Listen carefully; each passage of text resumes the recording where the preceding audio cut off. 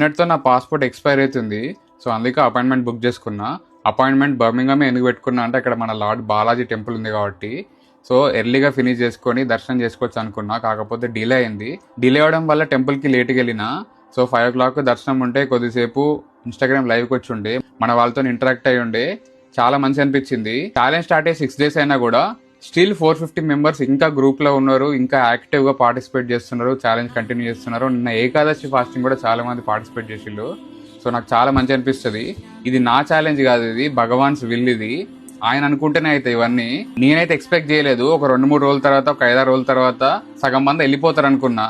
But still 450 members ఉన్నారంటే ఇది భగవంతుని సంకల్పం కాకపోతే మనదవుతుందా? 5 o'clock టెంపుల్ ఓపెన్ అయిన వెంటనే దర్శనం చేసుకొని లడ్డు తీసుకొని వచ్చిన. అఫ్కోర్స్ నేను తినొద్దు కదా, తినలేదు. ఈరోజు మార్నింగ్ తిన్నా.